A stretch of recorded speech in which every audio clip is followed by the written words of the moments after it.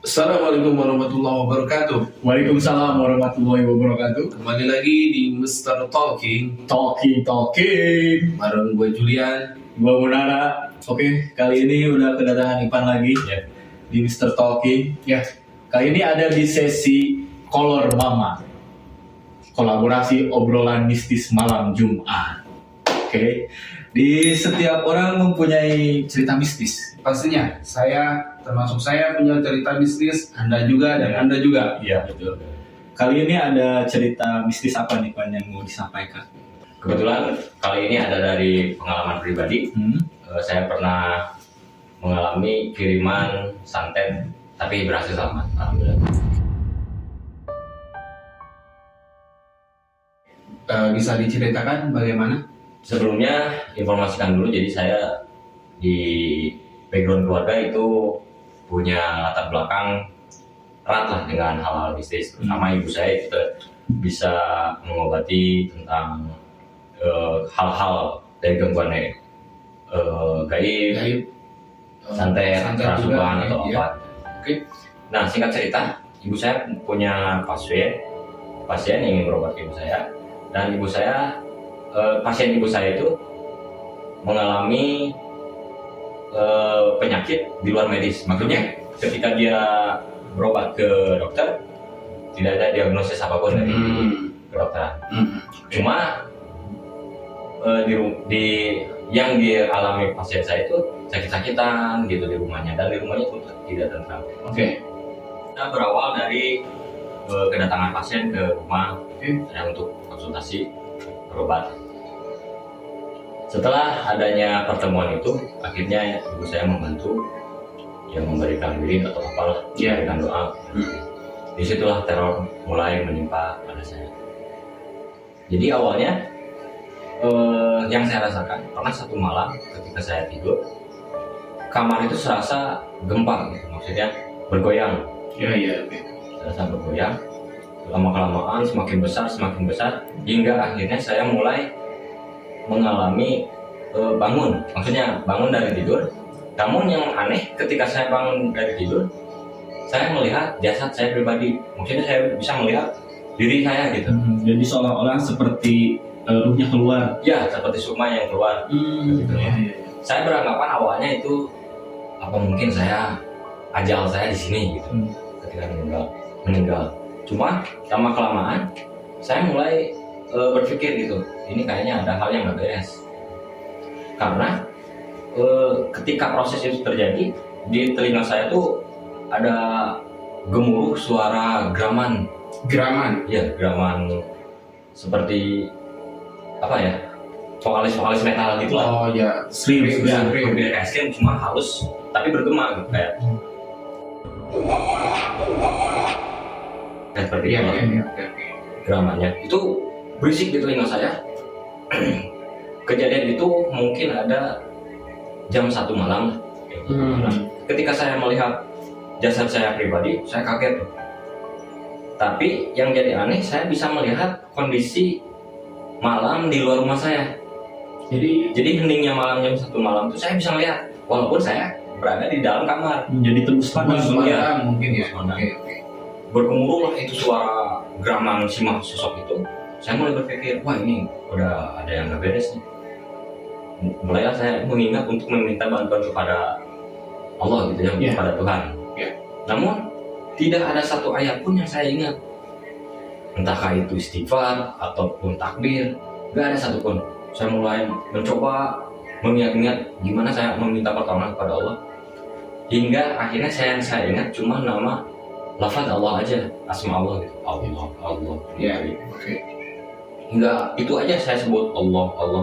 Hingga akhirnya saya konsentrasikan untuk melepas sosok itu. Allah. Dengan menyebut nama itu, dikeraskanlah dalam hati Allah. Hingga akhirnya saya bisa bangun. Seperti bangun tidur aja, cuma dengan keadaan lemas gitu. Saya nggak bisa keluar. Waktu itu saya di kamar, mencoba untuk keluar kamar, cuma dengan posisi badan lemas. Hingga akhirnya saya Sempoyongan.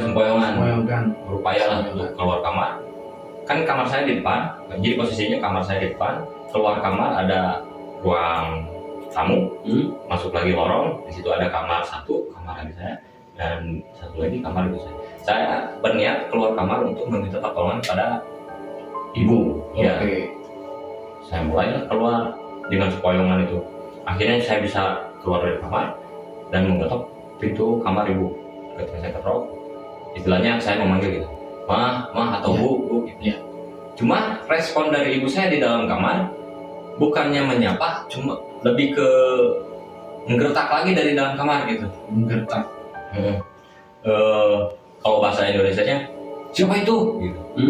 Ya, oke. Jangan iseng malam-malam, keluar sana. Gitu bilang. Kan saya kaget ya. Makanya saya datang ke sana untuk meminta pertolongan, justru malah diusir. Saya nggak menyerah. Terus saja ketok sebelum hingga akhirnya dibuka pintu kamar dan ibu saya ngeliat. Ternyata yang didengar oleh ibu saya bukan panggilan saya memanggil Ibu. bu, bukan seperti itu. Cuma yang didengar oleh ibu saya itu geraman yang tadi Seperti scream itu. ya, geraman si makhluk itu.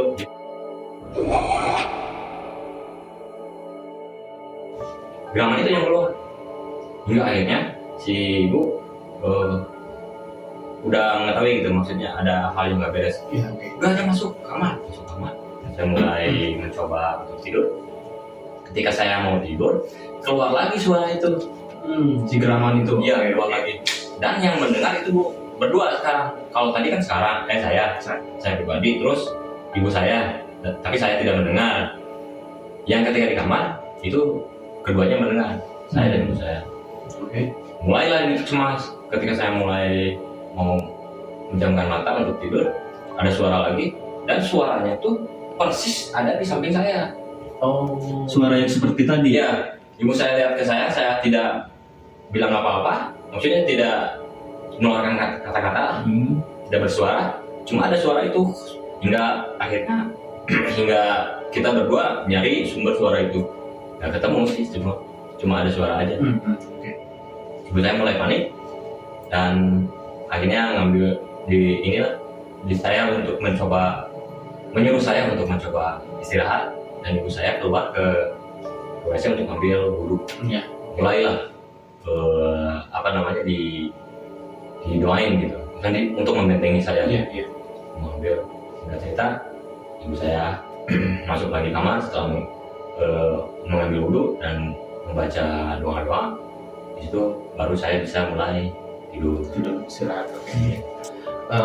Apa yang Ipan alami setelah kejadian itu, dan apa mungkin terornya masih berlanjut? masih. Oke. Yang saya alami setelah kejadian semalam itu, saya jadi trauma untuk tidur malam. Jadi saya nggak berani untuk tidur. Oke. Seandainya pun saya tidur, itu karena sudah nggak kuat aja gitu. Tidak berniat untuk tidur, cuma seandainya pun tidur itu hanya Ketiduran lah. ya untuk ketiduran aja. Jadi untuk 1 minggu saya merasa trauma karena saya takut mati gitu, maksudnya takut dengan sosok itu lagi. Jadi saya nggak bisa tidur di rumah. Itu hampir 1 minggu saya keluar rumah setiap malam, tidur di rumah teman.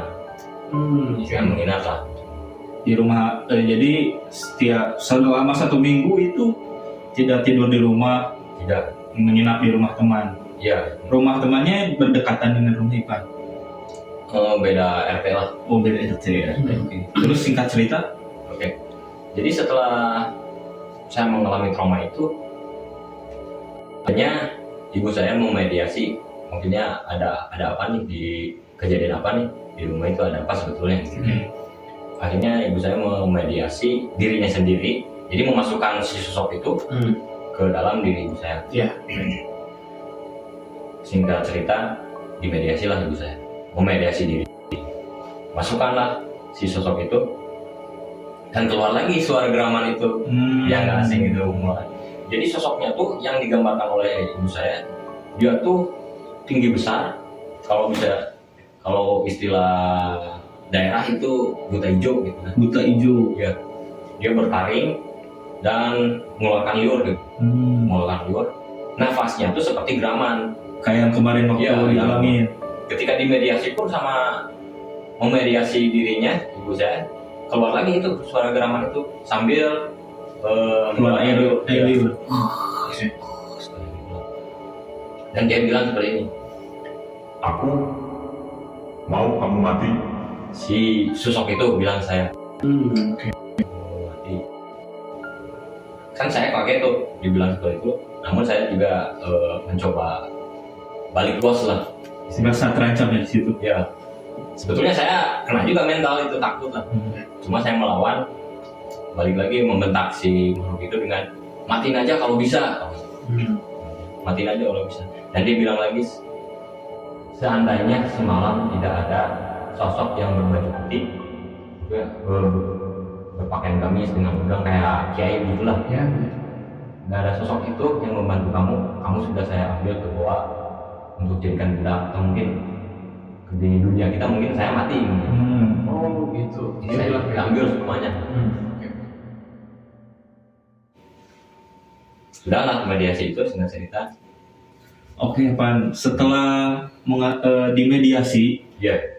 apakah teror itu masih berlanjut? Oh iya. Jadi pernah waktu suatu malam, jadi teman saya tuh pengen nginep di rumah saya gitu. Sedangkan saya kan sudah nggak berani tidur di rumah. Teman saya tuh memaksa, pokoknya saya pengen nginep di rumah saya gitu. Dia pengen nginep di rumah saya. Dengan berat hati saya ya kan, akhirnya masuklah. Bisa disebutkan nggak nama teman siapa? Sebutlah namanya Sandi. Oh, Sandi. Si Sandi itu pengen, dia nggak bisa pulang ke rumah karena terlalu malam.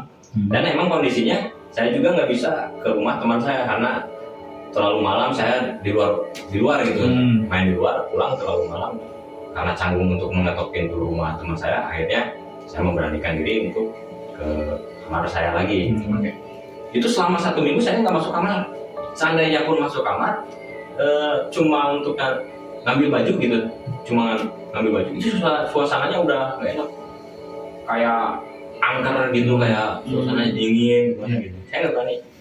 Dan waktu malam itu akhirnya saya pertama kali lagi balik lagi ke kamar dengan si Sandi ini, dengan teman saya. Masuklah ke kamar. Dan si Sandi nggak percaya kejadian yang saya Ceritakan. alami, saya ceritakan gitu. Masuklah si Sandi. Ketika jam 9, jam 10 kami belum tidur, mulai jam 11-an ke atas lah, hampir jam 12. Mulai itu agak kami lelah, mulai mau tidur gitu. Ketika mau tidur, mulai lagi tuh saya merasa kamar saya tuh seperti ada gempa lagi. Seperti ada gempa lagi, dan badan tuh seperti apa ya, lemas gitu, nge-freeze. Jadi Kaku. ya kaku, nggak bisa bergerak. Saya menoleh ke teman saya dan teman saya menoleh juga. Kan saya bilang, San, keluar kamar, cepetan keluar kamar. Nggak bisa. Kaku dia juga. Iya, sama. dia juga sama yang saya alami. Jadi badannya tuh lemas gitu, seperti lemas, nggak bisa. Hampir lah, mungkin ada 5 menit saya berdebat atau misalnya berteriak-teriak, cepat keluar. Bisa lah, ada mengumpulkan tenaga, keluar kamar dan bilang, niat saya keluar kamar menemui ibu saya lagi. Akhirnya bertemu lah dengan ibu saya. Kata ibu saya, lu jangan masuk dulu kamar, sekarang tidur di ruang tengah dulu aja. Tidur di ruang tengah. Ibu saya mungkin membentengi atau seperti apa. Dan akhirnya saya selamat dengan kejadiannya. Terus setelah itu terornya masih berlanjut nggak? Enggak sih, cuma karena saya jarang di rumah. Oke. Cuma yang saya alami ini aja, trauma aja. Saya trauma untuk tidur. Itu si Sandi kan nggak setiap hari tuh sama Ipan. Ya. Setelah kejadian itu, si Sandi kalau lagi nggak sama Ipan mengalami hal teror itu nggak? Enggak sih, karena si sosok itu dikirim sama dukun mungkin ya, itu targetnya hanya satu, ke ibu saya. Karena ibu saya yang mengobati si pasien itu, mungkin dukunnya marah atau gimana, akhirnya diseranglah ibu saya. Cuma karena menyerang ibu saya tidak bisa, mungkin ada benteng atau apa, yang lengah itu saya, akhirnya ke saya gitu, yang jadi Incarannya. incarannya, yang saya yang diincar. Singkat cerita, teror itu mulai mereda ketika ibu saya dengan membentengi rumah sekitar. Akhirnya saya disuruh untuk mengencingi pohon mangga di depan gitu. Jadi saya disuruh untuk mengencingi pohon mangga yang ada di depan rumah saya ketika berbarengan dengan azan Isya. Cuma itu mitos atau gimana mungkin, saya juga nggak tahu. Ya saya lakuin lah apa yang disuruh sama ibu saya gitu. Mungkin si dukunnya apesnya seperti itu mungkin dengan cara itu. Saya cuma ikutin aja ibu saya. Ketika saya kencingi pohon mangga itu lampu depan rumah saya langsung seperti korslet gitu. Oke. Mati hidup. Awalnya saya nggak menantang kan, awalnya menantang dengan mengumpat si makhluk itu, jadi takut juga akhirnya. Ya, Itu posisi pohon berada di depan rumah. Ya itu depan rumah, depan kamar saya juga. Oh, depan banget sama kamar. Iya. Jadi kata ibu saya, sisi sosok itu sudah nggak ada di dalam rumah. Jadi rumah udah dibentengi, akhirnya dia cuma bisa di luar rumah. Dan diamnya katanya di pohon mangga. Setelah kejadian itu, alhamdulillah saya selamat dari teror Santet. ya sosok itu, dan tidak ada kejadian mistis lagi, tidak ada yang mengganggu lagi. Terus teman Ipan, si Sandi, pernah setelah kejadian itu pernah diajak ke rumah lagi? Udah. Ya pernah. Dan tidak ada kejadian apapun setelah Setelah itu tidak ada. Segitu aja cerita Ipan dan selamat dari teror santetnya. Ya. Kiriman itu. Oke. Untuk saat ini kita mau tanya-tanya tentang si pasien, Iya. Boleh. terus Ibu Ipan sendiri Iya. gimana kondisinya setelah kejadian itu.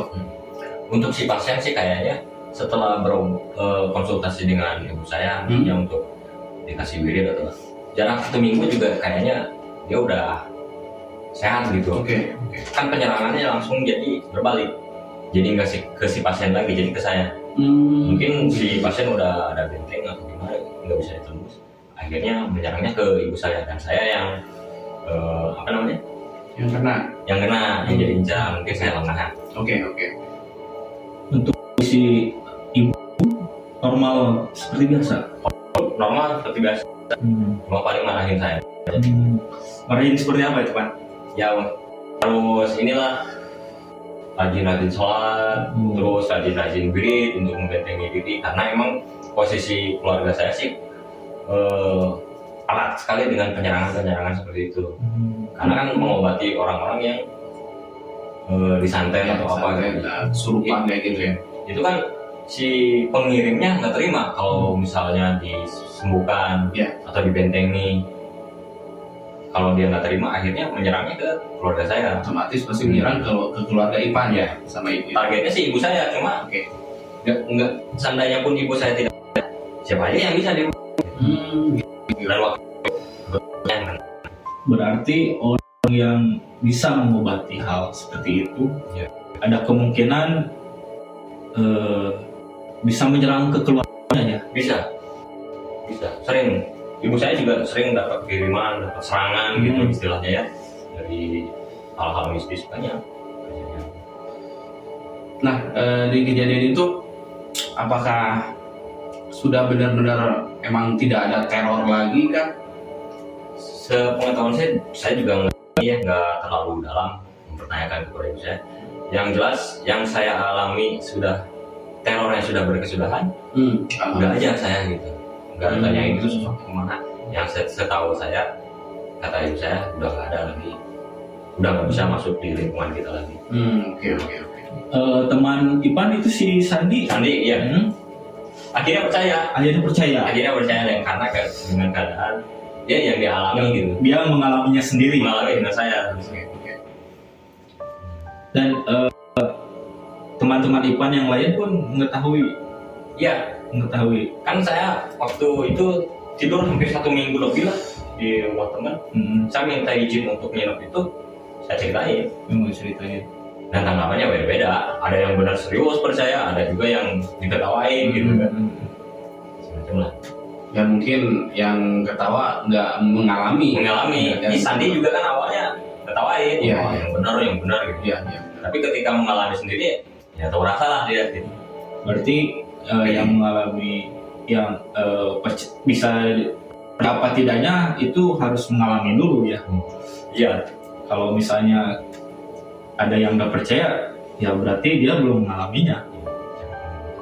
Cara pengobatan untuk menyembuhkan pasiennya itu seperti apa, Pan? Sebetulnya ini sih nggak aneh-aneh menurut saya. Hah? Masih mengambil dari doa-doa dari Al-Quran juga gitu. Dikasih doa-doa untuk membentengi diri si pasiennya. Tidak membuat ritual seperti Nah, enggak, biasanya nggak kayak gitu ya. Iya. Kebanyakan kan. Cuma paling menggelar tawasul gitu ya, pengajian di rumahnya untuk membentengi rumah. Terus si pasiennya sendiri itu dikasih aura-aura gitu, kayak wirid-wirid. Oh, berarti pengobatannya itu di rumah Ipan pun Ya. melakukan pengobatan dan Ya. di rumah pasien juga melakukan pengobatan.